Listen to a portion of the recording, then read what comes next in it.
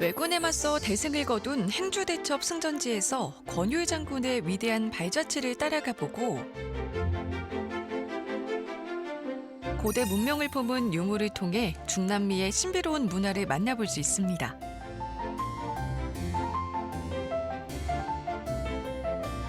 거대한 호수와 어우러진 푸른 자연의 품 안에서 도심의 여유를 만끽해 볼 수도 있는데요. 일산을 대표하는 아삭한 열무김치가 곁들여진 국수 맛은 과연 어떨까요? 풍경여지도 오늘의 목적지는 바로 경기도 고양입니다. 한강을 끼고 있는 덕양산 정상에는 행주산성이 자리 잡고 있습니다. 정문격인 대천문에 들어서면 가장 먼저 늠름한 권율 장군 동상을 만날 수 있는데요. 권율 장군은 이 산성에서 행주대첩을 승리로 이끌었습니다. 동상 뒤쪽으로 행주대첩의 장면들이 생생하게 새겨져 있는데요. 전쟁 당시 성안 부녀자들이 나서 치마폭에 돌을 쌓아 날랐다는 이야기는 유명합니다. 숲길을 따라 올라가면 정원에 둘러싸인 사당도 만날 수 있는데요. 임진왜란 때 권율 장군이 아군 2,300을 데리고 왜군 3만 명을 무찌른 아주 대첩지입니다. 따라서 권율 장군의 사당을 이곳에 모시게 됐습니다. 돌아가신 다음에 충장공이라는 시호를 받았기 때문에 충장사라는 이름이 붙여지게 됐죠. 풍전등과 같던 조선의 운명을 바꾼 행주대첩. 그 중심에 섰던 권율 장군의 영정 앞에서 넋을 기리고 기념관으로 향합니다.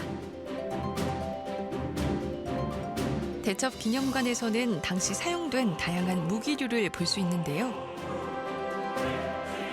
병사와 장군이 착용했던 의복부터 승전 모습을 담은 행주 대첩도까지 눈길을 사로잡습니다.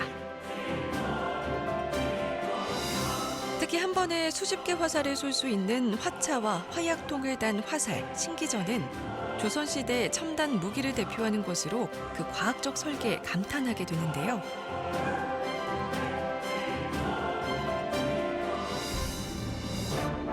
이게 끝이 아닙니다. 산 정상에 다다르면 거대한 행주 대첩비가 기다리고 있는데요. 15m가 넘는 높이로 한강을 바라보며 서 있는 이 석탑은 1963년에 재건된 것으로 행주 대첩의 위대한 업적만큼이나 하늘에 닿을 듯 높이 솟아 있습니다.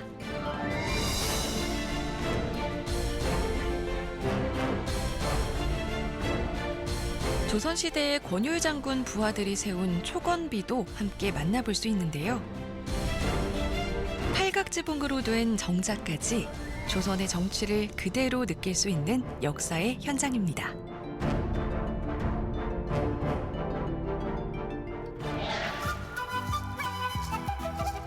고양시는 한국의 문화유산만 품고 있는 건 아닙니다. 대자산 기슭에 마치 그림처럼 아름다운 정원이 펼쳐진 이곳은 바로 중남미 문화원인데요. 박물관은 물론 미술관과 종교관까지 모두 갖춘 곳입니다. 이곳 문화원은 이복형 전 대사 부부가 외교관 생활을 하며 수집해온 유물과 기증받은 조각 작품으로 채워져 있는데요. 아치형 벽 너머에는 곳곳에 작품이 놓인 조각공원이 자리하고 있습니다. 정열적인 남미 여인의 모습부터 토속적인 느낌의 모형까지 중남미 12개국 작가들의 다양한 작품이 지루해할 틈을 주지 않는데요. 특히 중남미 사람들에게 신앙의 대상이었던 태양을 소재로 한 작품들도 눈에 띕니다. 길이 23m, 높이 5m의 이 대형 도자 벽화는 고대 문명을 상징하는 마야 상형 문자 등 기하학적 무늬로 채워져 신비롭기까지 한데요. 일단 저희 박물관에는 현지에 가셔도 보기가 어려운 중남미 고대 문명, 아스텍, 마야, 잉카에 다다르는 고대 문명의 여러 유물들이 전시가 되어 있고요. 이곳에서 사진을 찍으신다면 마치 중남미에 와 있다고 하셔도 아무도 의심하지 않을 겁니다. 중세 성처럼 우뚝 서 있는 거대한 박물관에 들어서면 매혹적인 중남미 문화에 한층 더 가까이 다가갈 수 있습니다. 독특한 가면이 벽면을 가득 채운 이곳. 인디언들은 가면으로 얼굴을 덮어 영혼을 해방시키고자 했고, 이는 멕시코의 가면 문화로 발전했는데요. 동물 모양 가면의 화려한 색감에 취해보고 신기한 모양을 한 토기의 투박한 아름다움에 빠져들게 됩니다. 우리와 닮은 듯 다른 문화의 매력에 심취할 수 있는 공간. 뿐만 아니라 이곳에서는 직접 공예품을 만들어보는 체험도 할 수 있습니다. 중남미풍의 다양한 장식품을 만들며 그 문화를 더 깊이 이해해 볼 수 있는데요. 도심 속에서 중남미로 떠나보는 색다른 문화 여행입니다. 세월이 묻어나는 이 노포에서는 일산의 특산물로 만든 별미를 맛볼 수 있습니다. 언제 먹어도 든든하고 질리지 않는 소박한 맛, 바로 열무국수인데요. 여린 물을 뜻하는 열무는 예로부터 원기를 돋우는 채소로 통하기도 했죠. 특히 일산 열무는 유기물이 가득한 한강변 충적지에서 자라 뿌리가 튼실하고 조직이 단단해 특유의 식감을 자랑하는데요. 과일과 마늘 등을 넣어 숙성시킨 후 고춧가루에 버무린 열무김치는 해산물이나 육류 등 모든 식품과 잘 어울리지만 특히 면과 만나면 조화로운 맛을 냅니다. 잘 삶아낸 면은 건지자마자 찬물에 헹구어 탱글탱글한 식감을 살려주고 둥글게 말아 그릇에 정갈하게 담아주는데요. 그 위에 양념장과 함께 열무김치를 듬뿍 올려주고 얼큰한 국물까지 부어주면 달콤하면서도 매콤한 열무국수가 완성됩니다. 채썬 오이와 깨소금까지 어우러져 입맛을 돋우는데요. 노릇노릇 바삭하게 구워낸 녹두전까지 소박하지만 정겨운 한상. 푸짐한 면발과 아삭한 열무김치, 보기만 해도 군침이 도네요. 후루룩 잘 넘어가는 국수는 어른 아이 할 것 없이 누구나 좋아하는 음식인데요. 쫄깃한 면발에 고소한 녹두전을 한 점 얹어 먹으면 그야말로 꿀맛입니다. 여기 일산 지역이 열무로 좀 많이 유명하다 보니까 저희가 매주 열무김치를 담그거든요. 그래서 재료 자체가 좋다 보니까 손님들도 되게 맛있어하는 것 같고, 원래 재료가 좀 좋으면 또 음식이 맛있잖아요. 그래서 그게 저희 가게만의 또 비법이지 않나.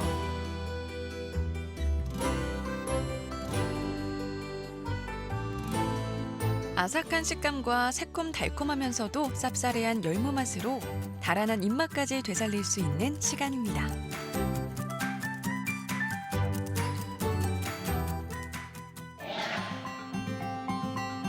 일산 신도시와 함께 만들어진 일산 호수공원은 도심에서 푸른 호수와 녹지를 즐길 수 있는 곳입니다.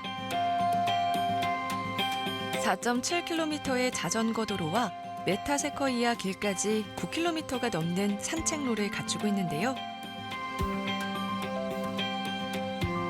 곳곳에 연목과 정자가 놓여 있어 한적한 공원 정취는 물론 계절의 변화를 느끼기에도 좋습니다.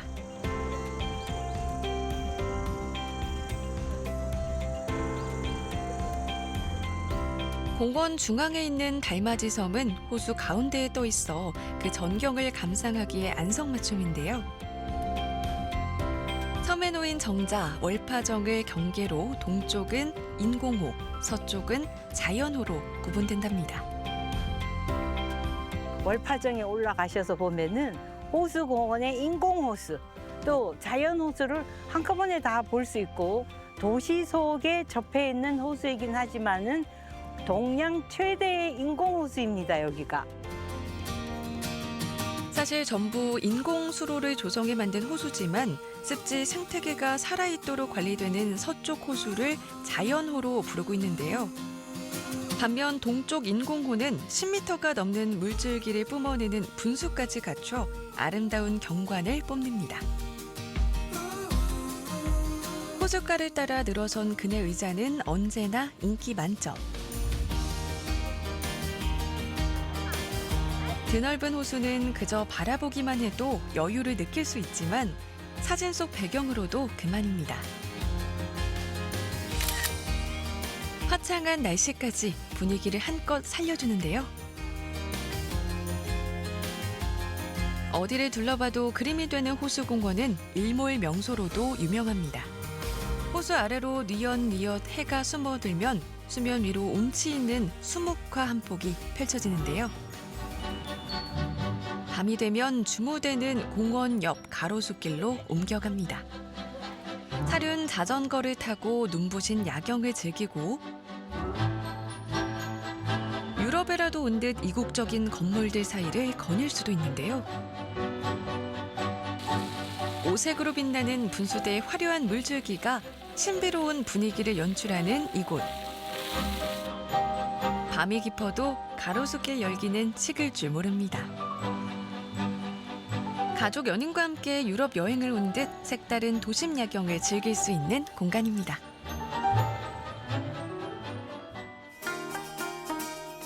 조선시대 왕릉 5기가 모여있는 서호릉에서 역사의 숨결을 느껴보고 역사 속 여성의 삶을 돌아보며 독립운동 발자취까지 더듬어 볼 수 있습니다. 가난했던 시절 서민들 줄인 배를 든든히 채워줬던 보양식, 미꾸라지 털레기를 맛볼 수 있는 곳. 다음 주 풍경여지도 경기도 고향의 두 번째 이야기도 많이 기대해 주세요.